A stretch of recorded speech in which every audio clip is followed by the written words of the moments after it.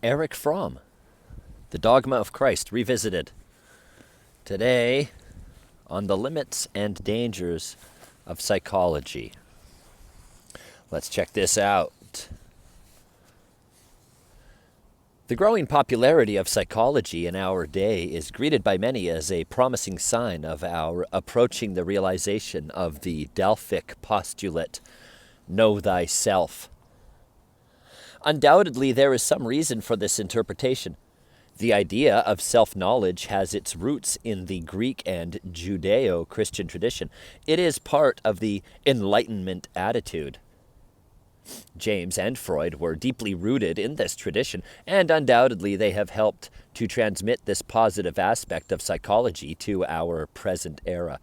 But this fact must not lead one to ignore other aspects of the contemporary interest in psychology, which are dangerous and destructive to the spiritual development of man. It is with these aspects that the present chapter deals. Psychological knowledge, Menschenkenntnis, has assumed a particular function in capitalistic society, a function and a meaning quite different from the meanings implied in know thyself.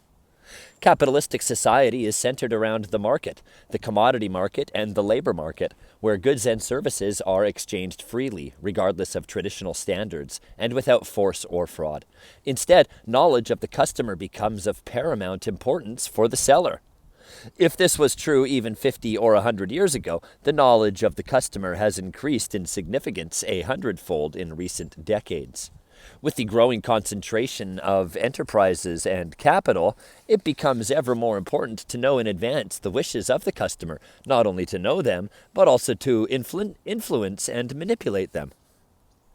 Capital investment on the scale of modern giant enterprises are made not by hunch, but after thorough investigation and manipulation of the customer. Beyond this knowledge of the customer, market psychology, a new field of psychology has arisen based on the wish to understand and manipulate the worker and the employee. This new field is called human relations. It is a logical outcome of the changed relationship between capital and labor. Instead of crude exploitation, there is cooperation between the giant colossi of enterprise and the labor union bureaucracy, both of whom have come to the conclusion that in the long run it is more useful to arrive at compromises than to fight each other. In addition, however, one has also found that a satisfied, happy worker works more productively and contributes more to the smooth operation, which is a necessity for today's large enterprise. Using the popular interest in psychology and in human relations, the worker and employee are studied and manipulated by psychologists. What Taylor did for the rationalization of physical work, the psychologists are doing for the mental and emotional aspect of the worker. The worker is made into a thing and is treated and manipulated like a thing, and the so-called human relations are actually the most inhuman ones because they are reified and alienated relations. Reified? From the manipulation of the customer and the worker and the employee, the interest of psychology has spread to the manipulation of everybody, as is most clearly expressed in politics. The idea of democracy was originally centered around the concept of clear thinking and responsible citizens. But in practice, democracy has become more and more influenced by the methods of manipulation which were first developed in market research and human relations. Though all this is well known, I want now to discuss a more subtle and difficult problem, which is related to the interest in individual psychology, especially to the great popularity of psychoanalysis. The question is, to what extent is psychology, the knowledge of others and of oneself, possible? What limitations exist to such knowledge, and what are the dangers if these limitations are not respected? Undoubtedly, the desire to know our fellow men and ourselves corresponds to a deep need in human beings. Man lives within a social context. He needs to be related to his fellow man, lest he become insane. Man is endowed with reason and imagination. His fellow man his fellow man and he himself constitute a problem which he cannot help trying to solve, a secret which he must try to discover. The endeavor to understand man by thought is called psychology, the knowledge of the soul. Psychology, in this sense, attempts to understand the forces underlying man's behavior, the evolution of man's character, and the circumstances determining this evolution.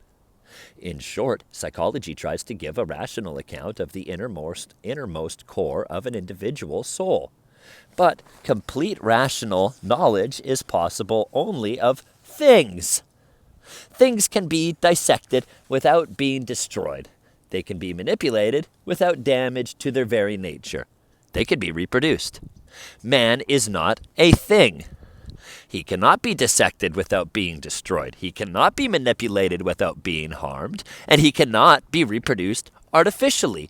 We know our fellow man and ourselves, yet we do not know either him or ourselves, because we are not a thing, and our fellow man is not a thing.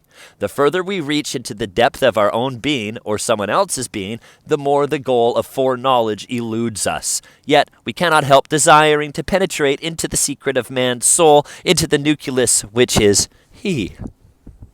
What, then, is knowing ourselves? What, then, is knowing ourselves or knowing another person? Briefly speaking, to know ourselves means to overcome the illusions we have about ourselves. To know our neighbor means to overcome the parataxic distortions, transference, we have about him. We all suffer, in varying degrees, from illusions about ourselves. We are enmeshed in fantasies of our omniscience and omnipotence, which were experienced as quite real when we were children. We rationalize our bad motivations as being born of benevolence, duty, or necessity. We rationalize our weakness and fear as being in the service of good causes, our unrelatedness as resulting from the unresponsiveness of others. With our fellow man, we distort and rationalize just as much, except that usually we do so in the opposite direction. Our lack of love makes him appear as hostile when he is merely shy. Our submissiveness transforms him into a dominating ogre when he is simply asserting himself. Our fear of spontaneity makes him out to be childish when he is really childlike and spontaneous. To know more about ourselves means to do away with the many veils that hide us and make it impossible to see our neighbors clearly. One veil after another is lifted, one distortion after another dispelled. Psychology can show us what man is not. It cannot tell us what man each of us is. The soul of man, the unique core of each individual, can never be grasped and described adequately. It can be known only in as much as it is not misconceived.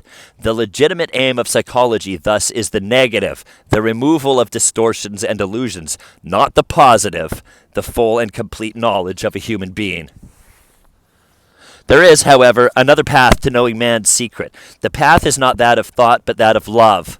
Love is active penetration of the other person, in which the desire to know is stilled by union. This is love in the biblical meaning of dath as against ahaba. In the act of fusion, I know you. I know myself, I know everybody, and I know nothing. I know in the only way in which knowledge of that which is alive is possible for man, by the experience of union, not by any knowledge our thought can give. The only way to full knowledge lies in the act of love. This act transcends thought. It transcends words. It is the daring plunge into the essence of another or my own. Psychological knowledge may be a condition for full knowledge in the act of love.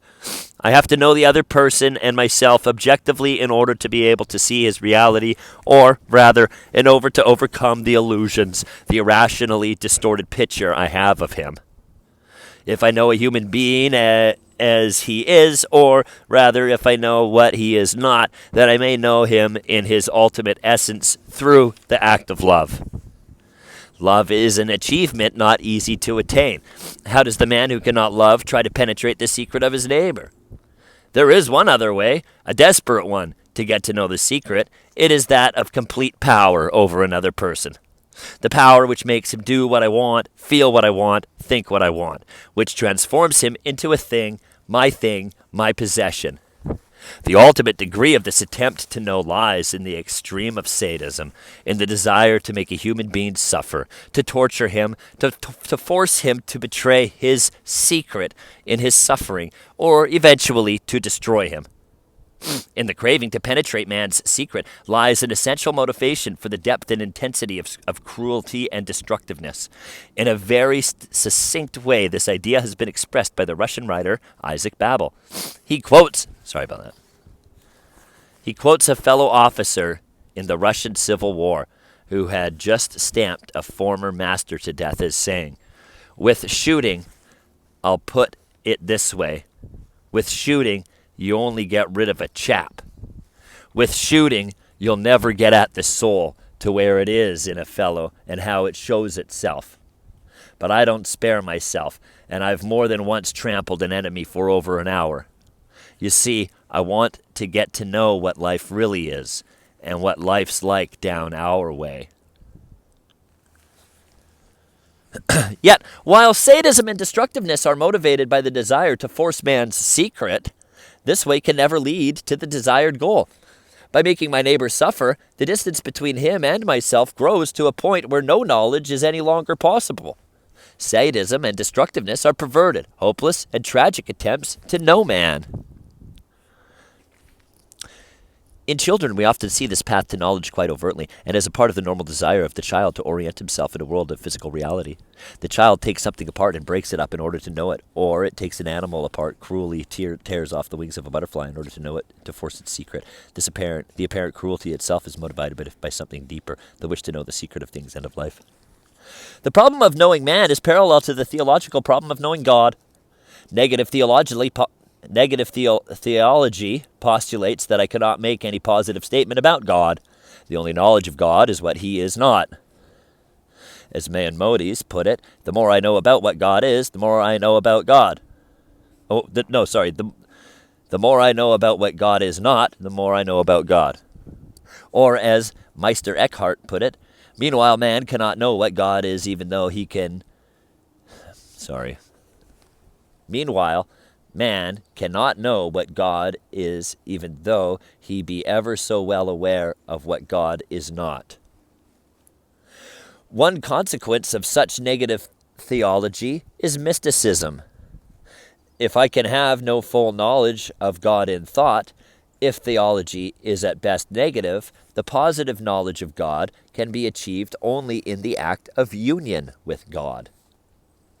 Translating this principle to the field of man's soul, we might speak of a negative psychology, and furthermore say that full knowledge of man by thought is impossible, and that full knowledge can occur only in the act of love, just as mysticism is a logical consequence of negative theology. Love is the logical consequence of negative psychology. Stating the limitations of psychology is to point to the danger resulting from ignoring these limitations. Modern man is lonely, frightened, and little capable of love. He wants to be close to his neighbor, yet he is too unrelated and distant to be able to be close. His marginal bonds to his neighbors are manifold and easily kept up, but a central relatedness that from core to core hardly exists. In search of closeness, he wants knowledge, and in search of knowledge, he finds psychology. Psychology becomes a substitute for love, for intimacy, for union with others and oneself. It becomes the refuge for the lonely, alienated man, rather than a step toward the act of union. This function of psychology as a surrogate becomes apparent in the phenomenon of the popularity of psychoanalysis. Psychoanalysis can be most helpful in undoing the parataxic distortions within ourselves and about our fellow man. It can undo one illusion after another, and thus free the way to the decisive act which we alone can perform, the courage to be, the jump, the act of ultimate commitment. Man, after his physical birth, has to undergo a continuous process of birth. From her breast is the second, from her arm the third, and hereon the process of birth can stop. The person may develop into a socially adjusted and useful person, and yet remain stillborn in a spiritual sense. If he is to develop into what he potentially is as a human being, he must continue to be born. That is, he must continue to dissolve the primary ties to soil and blood. He must proceed from one act of separation to the next. He must give up certainty and defenses and take the jump into the act of commitment, concern, and love. What happens so often in psychoanalytic treatment is that there is a silent agreement between therapist and patient in the assumption that psychoanalysis is a method by which one can attain happiness and maturity and yet avoid the jump, the act, the pain of separation. To carry the analogy of the jump a little further, the psychoanalytic situation looks sometimes like that of a man wanting to learn how to swim, yet being terrified of the moment when he has to jump into the water and have faith in its carrying power. He stands at the edge of the pool and listens as his teacher explains the movements he must make. That is good and necessary.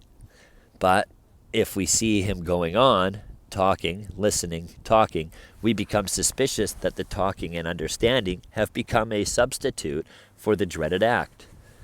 No amount or depth of psychological insight can ever take the place of the act, of the commitment, of the jump. It can lead to it, prepare it, make it possible, and this is the legitimate function of psychoanalytic work. But it must not try to be a substitute for the responsible act of commitment, an act without which no real change occurs in a human being. If psychoanalysis is understood in this sense, another condition must be met. The analyst must overcome the alienation from himself and from his fellow man which is prevalent in modern man. As I have indicated before, modern man experiences himself as a thing, as an embodiment of energies to be invested profitably on the market. He experiences his fellow man as a thing to be used for profitable exchange. Contemporary psychology, psychiatry, and psychoanalysis are involved in this universal process of alienation. The patient is considered as a thing, as the sum of many parts. Some of these parts are defective and need to be repaired, as the parts of an automobile need to be repaired. There is a defect here and a defect there, called symptoms, and the psychiatrist considers it his function to repair or correct these various defects. He does not look at the patient as a global, unique totality which can be fully understood only in the act of full relatedness and empathy. If psychoanalysis is to fulfill its real possibilities, the analyst must overcome his own alienation, must be capable of relating himself to the patient from core to core, and in this relatedness to open the path for the patient's spontaneous experience and thus for the understanding of himself. He must not look on the patient as an object, or even only be a participant. Hold on.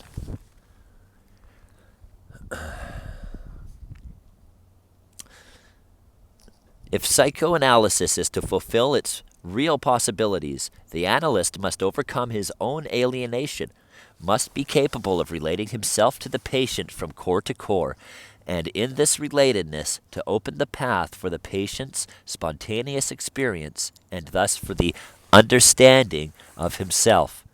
He must not look on the patient as an object or even only be a participant observer. He must become one with him and at the same time retain his separateness and objectivity, so that he can formulate what he experiences in this act of oneness. The final understanding cannot be expressed fully in words.